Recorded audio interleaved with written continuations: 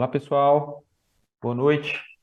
É um prazer estar aqui participando desse projeto da Cristália com o Caminho Sem Dor Experts. Vou falar hoje de um dos temas que eu mais gosto de tratar na prática de clínica de dor, que é a neuralgia do trigêmeo, tá? Sou Thiago, sou neurocirurgião funcional, sou membro do SIMPEM, tenho área de atuação em dor pela MB, tá? E Fellow Interventional Pain Procedures pela UIP. Bom, não tem conflito de interesse nessa apresentação. Vamos fazer um pequeno sumário da nossa aula, tá? A gente vai falar de alguns procedimentos intervencionistas, vai falar de fisiologia e genética, vai falar muito de tratamento clínico e principalmente da nova classificação da neuralgia trigeminal, suas implicações nos tratamentos intervencionistas e mostrar alguns resultados. Muito dessa aula está presente nesse artigo de revisão de 2020, tá? Se eu não me engano, que saiu, não, é exatamente 2020, que saiu na Neurology, o Lancet Neurology, que tem até participação de um brasileiro, Paulo Roberto Lacerda, que fez uma revisão muito interessante. Posso disponibilizar esse artigo depois. Diagnóstico, classificação, fisiopatologia e manejo da neuralgia trigeminal, com evidência de literatura, tá? Também me baseei muito nos guidelines da Academia Europeia de Neurologia, que a cada 10 anos eles fazem uma revisão de tudo dentro da neuralgia trigeminal, de evidência, e colocam nesses guidelines. Esse guideline mais recente é de 2019, tá? Bom, o que é neuralgia, né? A gente fala neuralgia, então o conceito de neuralgia é um conceito bem amplo, né? Dor no trajeto de um nervo ou de seus ramos, tá? Então, neuralgia do trigêmeo seria uma dor no trajeto do nervo trigêmeo, que tem três ramos, é por isso que ele chama trigêmeo, né? Tem o oftálmico, mandibular e o maxilar, tá? É importante a gente diferenciar o que é uma neuralgia do trigêmeo, né? Uma neuralgia essencial do trigêmeo, também é conhecida, né? Ou típica de uma neuropatia do trigêmeo, né? Então, a neuralgia do trigêmeo é uma doença do funcionamento do nervo trigêmeo. Ela não tem uma causa específica que irrita esse nervo responsável pela sensibilidade e dor da face, né? Então, ela não tem um tumor causando isso. Se tem isso, é uma neuralgia secundária ao tumor, não é uma neuralgia essencial primária, né? Esclerose múltipla causando dor trigeminal é uma causa específica, não é uma neuralgia trigeminal primária, essencial, né? Existem as neuropatias do trigêmeo, que são doenças que causam dor através da lesão, né, de um dos ramos periféricos ou centrais do trigêmeo, por exemplo, traumas de face, manipulação dentária, sinusite crônica de repetição. Então, são doenças que causam dor, que muitas vezes, até semiologicamente, podem parecer uma neuralgia do trigêmeo, mas não é uma neuralgia trigeminal essencial, não é uma neuralgia primária, tá? Aqui só para lembrar um pouco da fisiologia do nervo trigêmeo, a fisiopatologia, nós temos os três ramos, V1, V2, V3, são os ramos trigeminais aferentes, eles são levados até o gânglio de Gássia, né, que corresponde mais ou menos, que seria o gânglio da raiz dorsal na medula, né, o gânglio de Gássia, a aferência ali na face. O gânglio de Gássia é um núcleo relé muito importante. Do gânglio de Gássia, esses neurônios caminham para o tronco cerebral, onde no núcleo do trigêmeo nós vamos ter o núcleo sensorial principal, né? E nós vamos ter os núcleos periféricos, que é o oral, o interpolar e o caudal, que já desce ali para a substância gelatinosa, né? Então, aquele núcleo caudal ou espinhal do trigêmeo, tá? A partir dali, você tem aferências que vão para o tálamo. Então, você tem núcleos no ventral póstero-medial, ali na região talâmica, e também tem conexões do complexo basal e núcleos mediais, que são núcleos talâmicos relacionados com circuitos de emoção, que estão mais relacionados com a dor crônica trigeminal, e posteriormente ele vai para o córtex sensitivo primário e secundário e para áreas também relacionadas com o humor, né, e com a dor crônica, é o giro do cíngulo, a ínsula e o hipotálamo, tá? Então esse é o caminho das vias aferentes trigeminais e as suas conexões. Aqui só para lembrar novamente que a gente o território de inervação de cada um deles, né? Então uma dor aqui na região occipital não é trigeminal, né? Embora você tenha essa conexão do trigêmeo com o occipital ali no núcleo espinhal do trigêmeo, né? Mas anatomicamente ela não é trigeminal. Aqui novamente mostrando os ramos mais particularizados, então você tem pequenos ramos ali dentários, gengivais, que descem ali para toda a inervação dentária, e que é por isso que eu disse que existe a neuropatia. Às vezes uma manipulação ali pode irritar o sistema trigeminal, causar uma dor, mas não é neuralgia do trigêmeo essencial. Então, esses ramículos aferentes sobem, eles podem ir, nesse caso aqui, como está na maxila, né? Eles sobem para V2, V2, o ramo caminha até o gânglio de Graça, tá? Onde a gente tem acesso pelo forame oval para alguns dos procedimentos que a gente faz para tratamento da neuralgia trigeminal. Aqui mostrando imagens anatômicas, à direita aqui a entrada do nervo trigêmeo, né? No tronco cerebral ali, certo? Em nível de ponte. E aqui esquemas anatômicos dos núcleos, né? No mesencéfalo. Bom, o diagnóstico da neuralgia trigeminal é clínico, tá? Muita gente vive fazendo diagnóstico aí com ressonância e compressão vascular. Não é isso, o diagnóstico é clínico. Então, o paciente geralmente tem o quadro clássico, né, de dor, tipo choque, fisgada, aguda, paroxística, com episódios de intervalo, de duração fugaz, cometendo o nervo trigêmeo, a dor que o paciente descreve como fincada, facada, aguda, de forte intensidade, sempre é de forte intensidade, tá? Que tem fatores desencadeantes, como fala, deglutição, alimentação, mudança climática, tem alodínia tátil, pode ter, às vezes, hiperemia, né?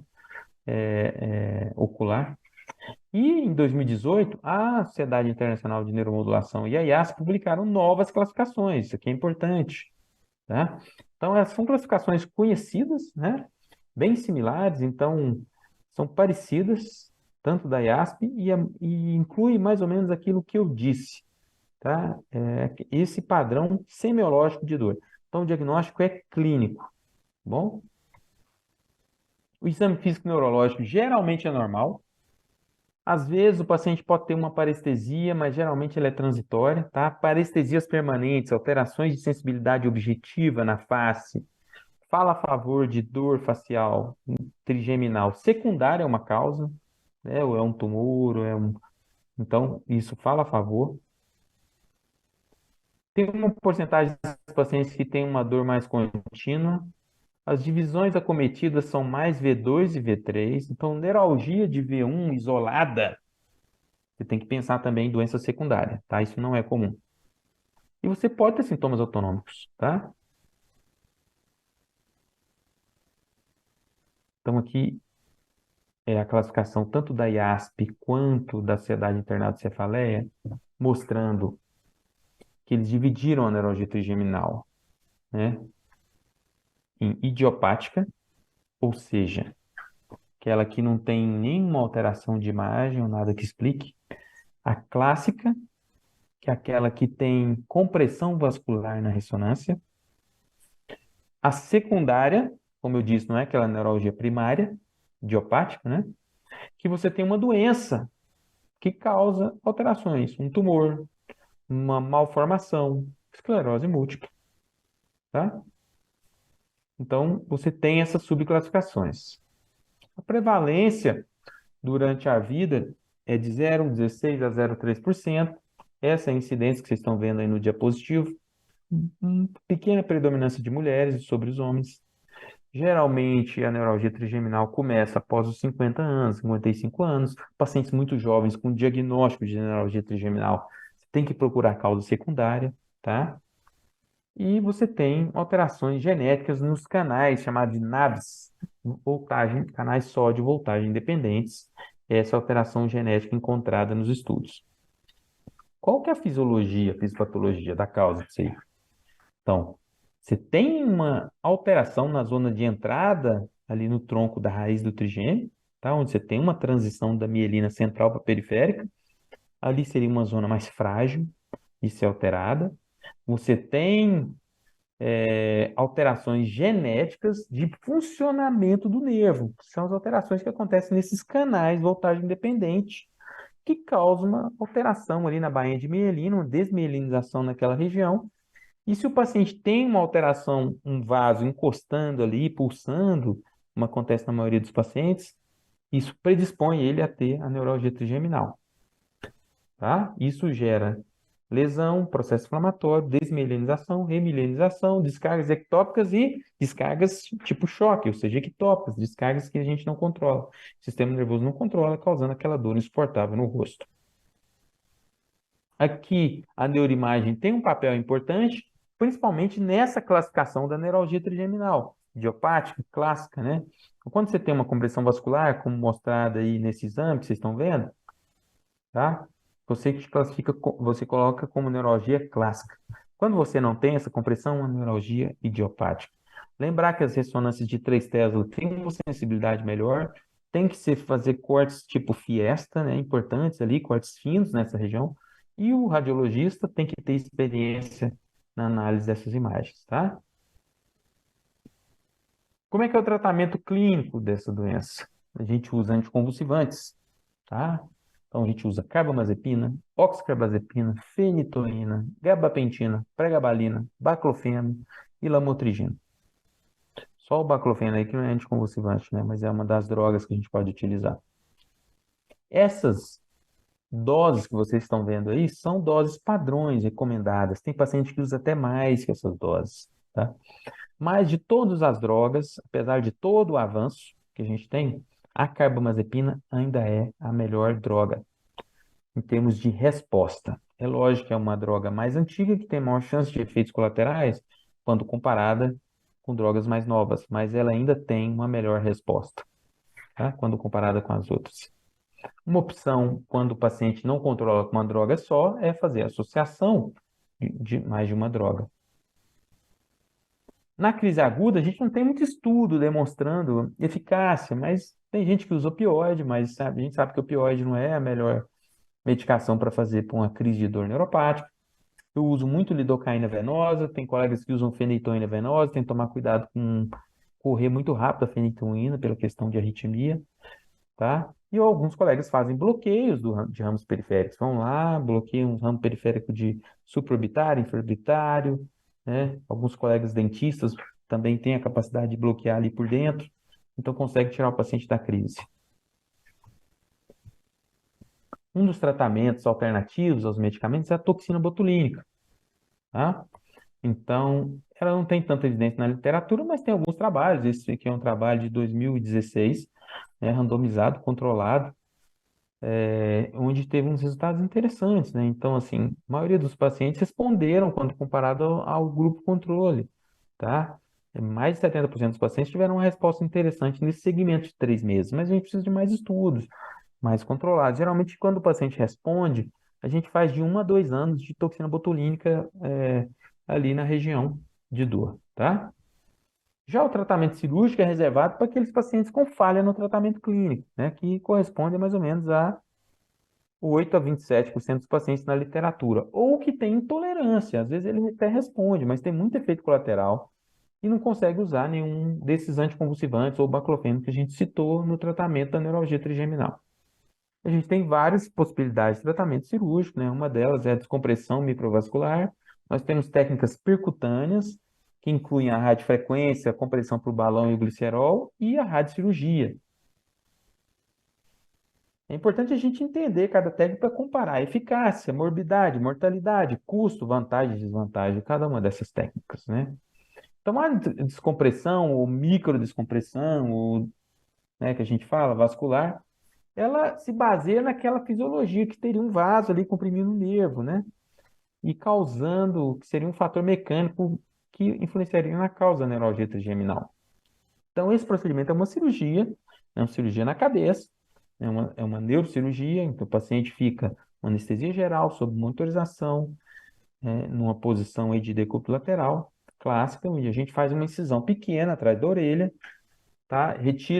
Faz uma craniotomia pequena também, tamanho da moeda de R$ 1 aí, faz uma abertura na dura, isso aqui é um exemplo de um paciente nosso, e depois a gente, com o microscópio, afasta o cerebelo, vai lá no nervo trigêmeo, na entrada ali, perto do tronco cerebral, e separa aquela compressão vascular que o paciente tem no exame de imagem, né?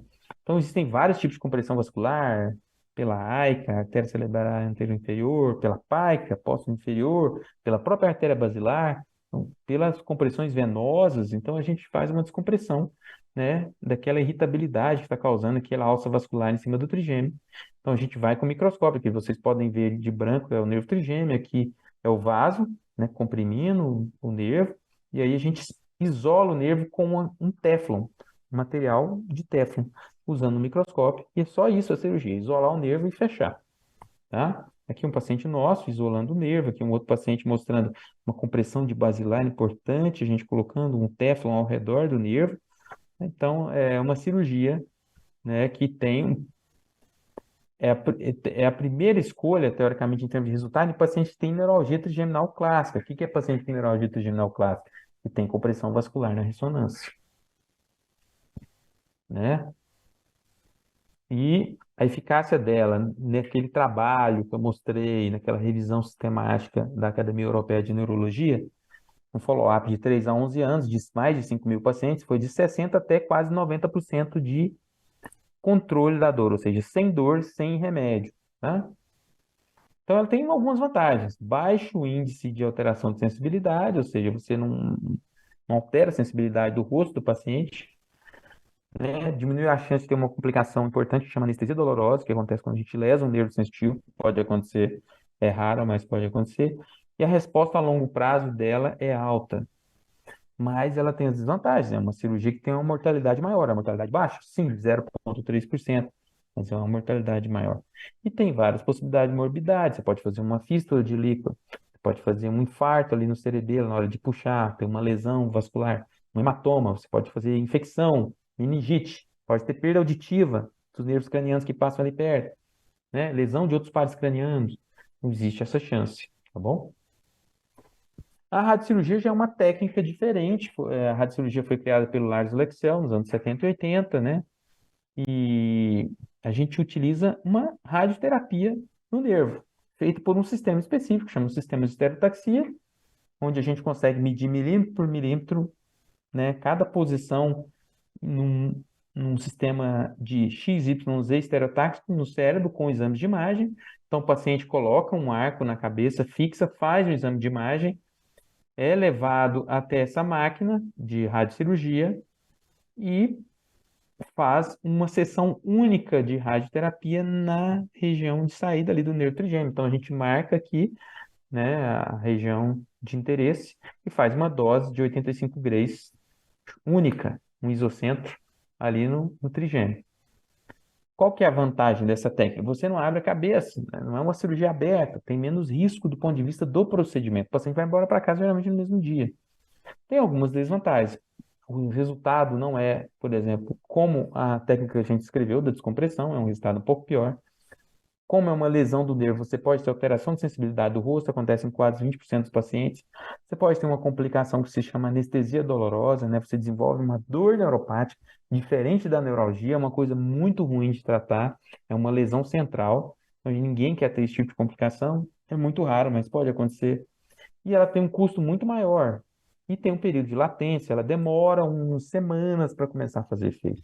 Mas é uma opção de tratamento, principalmente naqueles pacientes que já passaram pelo tratamento clínico e não têm condição clínica de fazer intervenções maiores. Tá? Esses são os pacientes ideais. E nós temos as técnicas percutâneas, que a gente citou. E o que é essa técnica? A gente faz uma punção do gânglio de Gássia guiada por escopia, né? Então, ali no forame oval, então a gente enfia uma agulha ali, tem esses parâmetros anatômicos que vocês estão vendo aí no slide, mas a gente utiliza raio-x, né, para ver o forame oval aqui, só para ilustrar. Então, a gente tem um paciente, né, com raio-x, a gente tem parâmetros anatômicos e a gente vê o forame, onde está a minha seta aqui, e a gente entra com uma agulha nessa região do forame oval, tá? Então, a gente, num AP, a gente vai, né, até o forame oval e no perfil a gente tem um limite ali para a gente não adentrar, né, o cérebro e ter consequências ruins ali na técnica. Então, aqui o exemplo de uma punção do forame oval, tá? Aqui exemplo de um perfil, aqui um exemplo de outra punção de forame oval, utilizando uma das técnicas que a gente fala, que é o balão. E a gente tem três formas de técnica que a gente utiliza para fazer uma lesão no trigêmeo. Nessa técnica percutânea, a gente faz uma lesão no ganho de gasto, a gente machuca o trigêmeo. A gente pode machucar ele com energia térmica, ou seja, fazer uma radiofrequência. A gente vai com o eletrodo, funciona, localiza aquela raiz acometida pela neuralgia, depois cede o paciente e faz uma lesão térmica. Tá? Nessa técnica, a gente tem um resultado interessante aí nessa revisão sistemática, que varia entre 30% até 80% de controle nos pacientes, um follow-up grande. Você tem menos chance de complicação de intervenção cirúrgica, como a descompressão, que é uma cirurgia aberta, mas você tem outras complicações. Você pode ter anestesia dolorosa, que é aquela complicação que a gente falou que não gosta, 0,5%. Você pode ter até quase 20% dos pacientes com dormência, porque você está fazendo uma lesão, né? Em compensação, pelo outro lado, a mortalidade é muito baixa. Uma das técnicas que a gente pode utilizar é o glicerol, então é a mesma função, só que em vez de fazer radiofrequência, a gente aspira um pouco de líquido e joga o glicerol ali, né, na cisterna, onde fica o gangue de Gássia. Depois senta o paciente por algumas horas e aquele glicerol faz uma lesão ali no gangue de Gássia.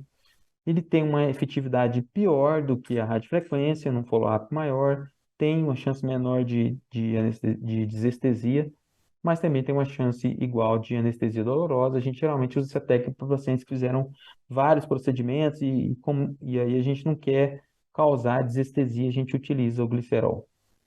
E também, por último, a técnica do balão, que é a mesma função, é a mesma técnica para funcionar, mas a gente passa um catéter de Fogarty 4F ali dentro da agulha e insufla ele com contraste, com 0,7 a 1 ml de contraste, e ele no gangue de Gássia ele vai fazer uma compressão mecânica, vai fazer uma lesão mecânica do gangue de Gássia, tá? Aqui, por exemplo, aqui é um paciente do sistema público nosso fazendo uma compressão por balão para neuralgia trigeminal.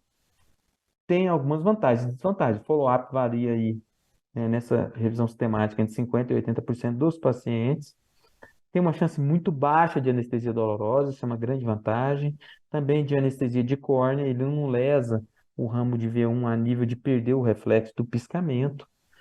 A chance de desestesia existe, é um pouco menor também, e você pode ter paralisia do masseter, que geralmente é transitória. Pacientes mais indicados é aqueles que não podem colaborar, por exemplo, para fazer uma radiofrequência, né, e que tem neuralgia de V1, são pacientes mais indicados, mas pode ser aplicado também para neuralgia de V2, V3, tem um resultado bastante interessante, eu tenho uma experiência muito grande com o balão. Aqui é um trabalho que a gente fez na Universidade aqui de Brasília, com 85 pacientes, a gente comparou a forma do balão, isso já era na literatura mostrado, já a gente fez a nossa casuística e confirmou que o balão em forma de pera tem uma vantagem sobre as outras formas. Quando você está fazendo essa técnica, você tem que procurar o balão em forma de pera. Com relação a tratamento cirúrgico da neuralgia trigeminal, então, a classificação da IASP é muito importante. Quando você tem uma neuralgia clássica ou idiopática com compressão vascular, isso caminha para descompressão. Quando você tem sem contato vascular, você parte mais para os procedimentos ablativos, se é um paciente que não respondeu ao tratamento clínico. Pessoal, gostaria de agradecer, lembrando da nossa revista, nós temos aqui no Simpen, a PEN Brasil. Por favor, se tem artigos interessantes, escrevam para a nossa revista, uma revista brasileira. Nosso curso de neuromodulação invasiva do Simpen. E eu gostaria de agradecer novamente a participação aqui nesse evento. Muito obrigado. Obrigado a Cristália, obrigado ao Carlos Marcelo pela oportunidade de estar aqui. Esse é o meu e-mail, meu Instagram, eu estou à disposição. Muito obrigado.